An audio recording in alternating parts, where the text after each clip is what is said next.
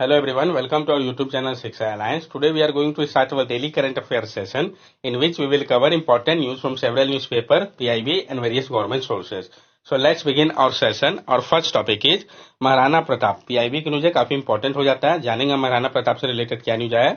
Recently, Prime Minister had called Maharana Pratap a symbol of courage, valor and pride while paying tribute on the Jayanti of Maharana Pratap. अभी हाल ही में prime minister ने महाराणा प्रताप को एक symbol of courage, valour और pride बताया जब वो tribute दे रहे थे महाराणा प्रताप को उनके जयंती पे. इनके बारे में हम जान ले. Rana Pratap Singh Maharaja Pratap was a Hindu Rajput king of Mewar from the Sisodia dynasty. जो राणा प्रताप सिंह है, महाराणा प्रताप के नाम से भी जिनको हम जानते हैं, वो हिंदू राजपूत किंग थे, मेवाड़ के सिसोदिया डायनेस्टी से बिलोंग करते थे. He fought several major battles against Akbar, including the Battle of Haldi Ghati in 1576, to resist the expansionist policy of the Mughal Empire. और उन्होंने लड़ा था बहुत सारे मेजर बैटल को अकबर के खिलाफ, जिसमें कि बैटल ऑफ हल्दी घाटी भी आता है 1576 का, रेजिस्ट करने के लिए जो एक्सपेंशनिस्ट पॉलिसी था मुगल एम्पायर का. इनके कैपिटल की अगर हम बात करें, Chittor, rule by Maharana Udai Singh two. जो चित्तौड़ था ये इनका कैपिटल था, जिसको कि रूल किया गया था महाराणा उदय सिंह टू के द्वारा. सिटी जिसको कि फाउंड किया गया था इनके द्वारा, उदयपुर, महाराणा उदय सिंह टू ने फाउंड किया था. बैटल की अगर हम बात करें तो battle of Haldi Ghati fought in 1576 with Raja Mansingh of Amber, general of Mughal empire Akbar. Maharana Pratap was defeated. तो महाराणा प्रताप कौन से बैटल पर हारे थे, कब, ये इंपॉर्टेंट हो जाता है. तो जो बैटल है आपका हल्दी घाटी का, जो कि आपका 1576 में हुआ था, राजा मानसिंह के द्वारा, मानसिंह जो थे अंबेर के, उनके साथ, जो कि जनरल थे मुगल एम्पायर अकबर के. इसमें महाराणा प्रताप की हार हुई थी. हॉर्स की बात करें तो महाराणा प्रताप का जो लॉयल हॉर्स था उसका नाम चेतक था. लिगेसी की अगर हम बात करें तो ये जाने जाते हैं इनके ब्रेवरी और पेट्रियोटिज्म के लिए पूरे किंगडम पे.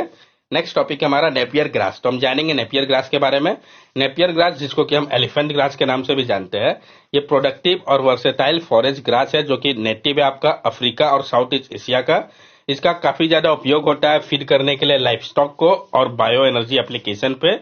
Favourable properties for it use in bio energy. जो फेवरेबल प्रॉपर्टीज है इसका, जिसके कारण इसको उपयोग किया जाता है बायो एनर्जी के लिए नेपियर ग्रास को. Energy output to input ratio of approximately 25:1. जो energy output to input ratio है वो आपका अप्रोक्सीमेटली 25:1 है. यानी सोच लीजिए कितना हाई यील्ड. इसका यील्ड भी बहुत ज्यादा है. Ability to withstand drought condition, ये एबिलिटी रखता है कि ये टॉलरेट कर सके ड्रॉट कंडीशन को भी. An excellent feed stock for anaerobic digestion process. ये आपका एक एक्सीलेंट फीड स्टॉक है एनारोबिक डाइजेशन प्रोसेस के लिए. इसका जो हार्वेस्ट है वो 5 से 6 टाइम तक हो सकता है हर एक साल. शॉर्ट साइकिल है. ये पहला हार्वेस्ट इसका ऑकर करता है 4 मंथ में, उसके बाद प्लांटिंग होता है. Napier grass is found in various part of India including Maharashtra, Gujarat, Karnataka, Tamil Nadu, Andhra Pradesh and Kerala.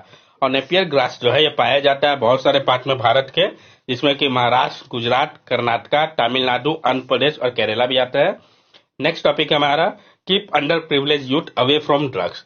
तो हम जानेंगे ऐसा क्यों कहा गया है keep under privilege youth away from drug. The Wenda cup is a football tournament organized by the Bengaluru based NGO fourth wave foundation aimed at keeping vulnerable youth away from drugs. ये किसके द्वारा ऑर्गेनाइज किया गया था, क्या मकसद था, important हो जाता है. तो जो आपका वेंडा कप था ये एक फुटबॉल टूर्नामेंट था जिसको ऑर्गेनाइज किया गया था Bengaluru based NGO fourth wave foundation के द्वारा. इसका मकसद था कि जो वल्नरेबल यूथ है उसको दूर रखा जाए ड्रग्स से. Boy and girls aged under 18 have been selected from 4 districts in Kerala, identified as prone to drug use. The competition will be held on the tour site International Slum Social Model, with fair play being an important component. और इसमें जो boys और girls थे जिनका as under 18 था, उनको select किया गया था 4 डिस्ट्रिक्ट से केरला के, जिसको आइडेंटिफाई किया गया था कि ये काफी प्रोन है ड्रग यूज को लेके.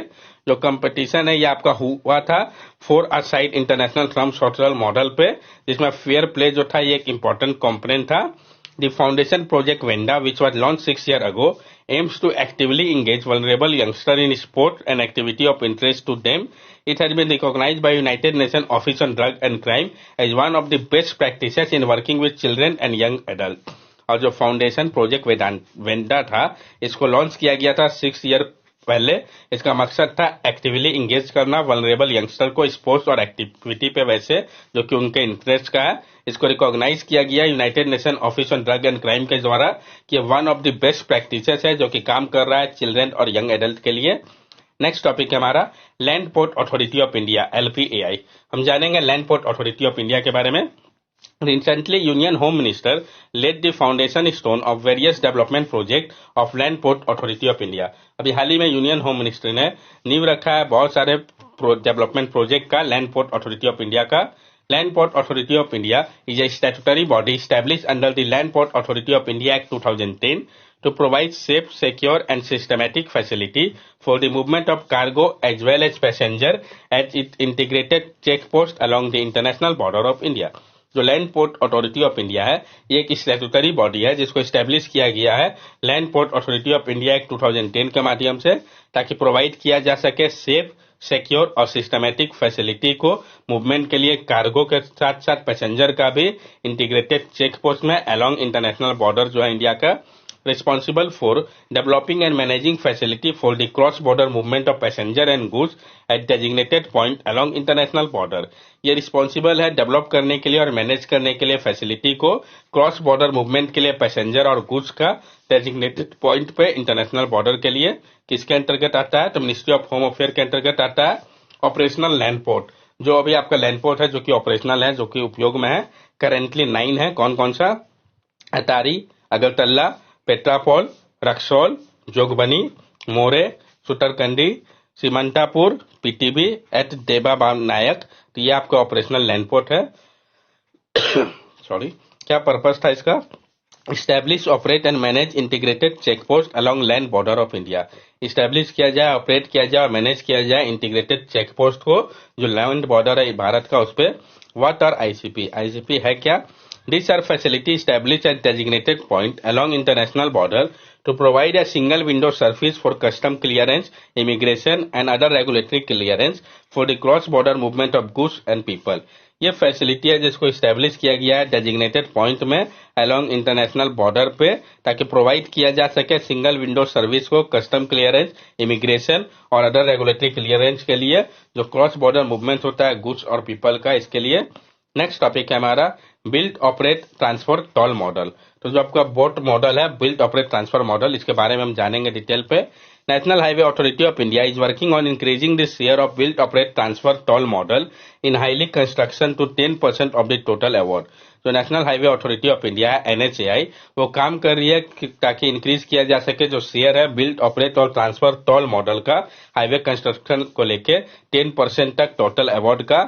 स्टेटस ऑफ मॉडल यूज, जो स्टेटस है मॉडल का जिसका उपयोग होता है एज पर ICRA report EPC will remain the main stay of awarding contract accounting for 70 to 75% of total project offer while BOT will be less than 5%. जो ICRA का रिपोर्ट है इसके अनुसार ईपीसी जो है वो मेन स्टेट है अवार्ड करने के लिए कॉन्ट्रैक्ट को जो कि 70 से 75% तक था टोटल प्रोजेक्ट का जो कि ऑफर किया गया था बोट मॉडल पर जो कि लेस देन 5% था. क्या मकसद है एनएचएआई का? Building 60% of highway through HAM, 30% through EPC and 10% through BOT toll. M है एनएचएआई का कि बिल्ड किया जाए 60% हाईवे को एचएएम मॉडल पे, 30% को ईपीसी मॉडल पे और 10% को बिल्ड ऑपरेट ट्रांसफर मॉडल पे. चेंजेस प्रपोज इन बोट, क्या चेंजेस है जिसको कि प्रपोज किया गया है build operate transfer boat model पे?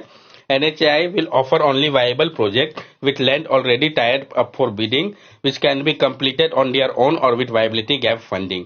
जो NHAI है ये ऑफर करेगी सिर्फ वायबल प्रोजेक्ट को ही जिसमें लैंड जो है वो पहले से टाइड अप होना चाहिए बिडिंग के लिए जिसको कि कंप्लीट किया जाएगा खुद से या वायबिलिटी गैप फंडिंग के माध्यम से. NHAI will commit 90% of the construction zone land for execution for such project. और NHAI जो है वो कमिट कर रही है 90% कंस्ट्रक्शन जोन को जो लैंड होगा एग्जीक्यूशन के लिए उस टाइप के प्रोजेक्ट के लिए. Flexibility has been given to concession holder, allowing them to change ownership after a year instead of 2 years as was the rule earlier. अब फ्लेक्सिबिलिटी जो है वो दिया जा रहा है कंसेशन होल्डर को, ये एलो कर रहा है कि वो चेंज कर सकते हैं ओनरशिप को 1 साल के बाद, जबकि पहले ये क्या था 2 साल था. Innovation like dispute resolution board and sharing of traffic risks have been provided to make boat more attractive. और जो इनोवेशन है जैसे कि डिस्प्यूट रिजोल्यूशन बोर्ड का जो शेयर होता है ट्रैफिक रिस्क को ये प्रोवाइड किया गया है boat build operate transfer toll model पे जो कि काफी ज्यादा अट्रैक्टिव है. नेक्स्ट टॉपिक है हमारा हरीश सागर ग्रीन पोर्ट गाइडलाइंस। तो जो हरीश सागर ग्रीन पोर्ट गाइडलाइंस है पीआईबी न्यूज है, काफी इंपॉर्टेंट हो जाता है, इसके बारे में हम जान लें। तो ministry of port shipping and waterways ने लॉन्च किया है हरीश सागर ग्रीन पोर्ट गाइडलाइन को, ताकि अचीव किया जा सके जो लार्जर विजन है अचीव करने का जीरो कार्बन एमिशन गोल को। तो किस लिए लॉन्च किया गया, किस मिनिस्ट्री के द्वारा, ये सब इंपॉर्टेंट हो गया। की point of Harish Sagar guideline 2023, जो इंपॉर्टेंट पॉइंट है हरीश सागर गाइडलाइन 2023 का, इसको हम समझ ले। ऑब्जेक्टिव क्या है इसका, अचीव करना जीरो कार्बन एमिशन गोल को और प्रमोट करना इन्वायरमेंटल फ्रेंडली प्रैक्टिसेस को सारे पोर्ट के लिए। इन Vizag ecosystem dynamic in port development operation and maintenance, ये इनवाइजेक कर रहा है इकोसिस्टम डायनेमिक को पोर्ट डेवलपमेंट ऑपरेशन और मेंटेनेंस के लिए। फोकस किसके ऊपर होगा, तो उपयोग किया जाए क्लीन ग्रीन एनर्जी का पोर्ट ऑपरेशन के लिए। जो डेवलपमेंट होगा पोर्ट के कैपेबिलिटी का स्टोरेज के लिए, हैंडलिंग के लिए और बंकरिंग के लिए ग्रीनर फ्यूल्स का। Provision a framework for major port to draw a comprehensive action plan for achieving a quantified reduction in carbon emission over defined timeline। जो मेजर पोर्ट है उनको ड्रॉ करना होगा एक कम्प्रिहेंसिव एक्शन प्लान को, ताकि वो अचीव कर सके क्वांटिफाइड रिडक्शन को कार्बन एमिशन का एक डिफिनाइट टाइम पे। एम्स टू अचीव, जो इसका मकसद है अचीव करने के लिए sustainable development goal and minimising waste through reducing reusing repurposing and recycling to attain zero waste discharge from port operation. Sustainable development goal और मिनिमाइज करना वेस्ट को रिड्यूस करके, रीयूज करके, रिपर्पस करके, रिसाइकल करके, ताकि अटेंड किया जा सके जीरो वेस्ट डिस्चार्ज को पोर्ट ऑपरेशन से। ये प्रमोट कर रहा है monitor based on environmental performance indicator को, जो एस्पेक्ट जिसको कि कवर किया जाएगा इसके अंतर्गत national green hydrogen mission pertaining two port, development of green hydrogen facility, LNG bunkering और ऑफशोर विंड एनर्जी, ये सारे एस्पेक्ट को ये कवर करेगा। Provide provision for adopting the global green reporting initiative standard, ये प्रोवाइड कर रहा है प्रोविजन को एडॉप्शन को लेके global green reporting initiative standard को। The Sagar Shresth Samman Award were also conferred to major port for their exceptional achievement in various operational parameters during the event।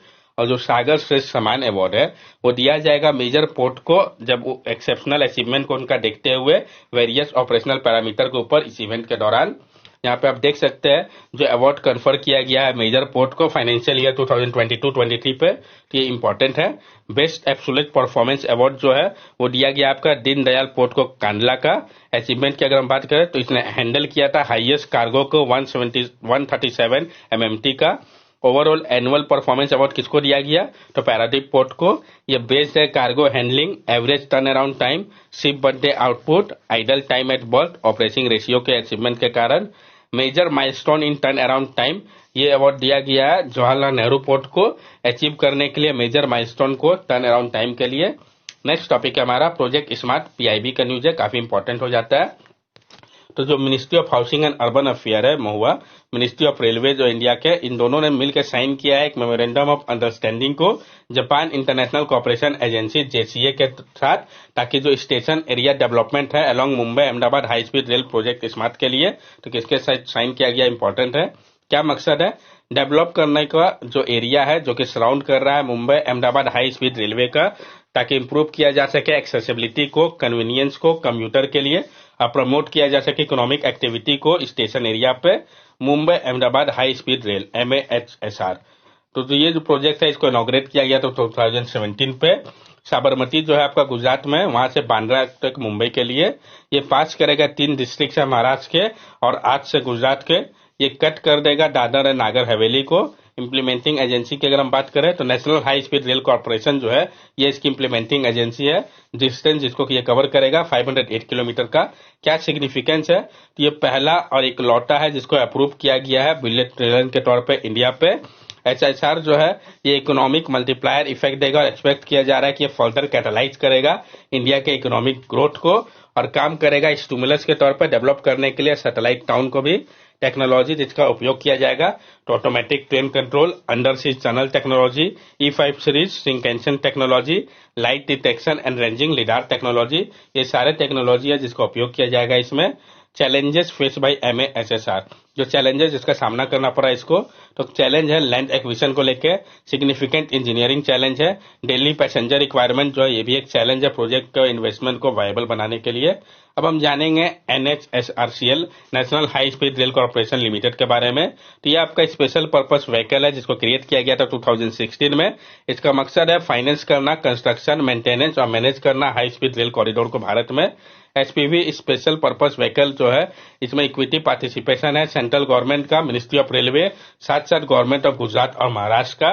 That's all for daily current affair session. अगर आपको हमारी video अच्छी लगी हो तो हमारे channel subscribe करें, हमारे वीडियो को लाइक करें और ज्यादा से ज्यादा शेयर करें। These are our social media link. From here also you can stay connected with us and give us your valuable feedback. Thank you and have a nice day.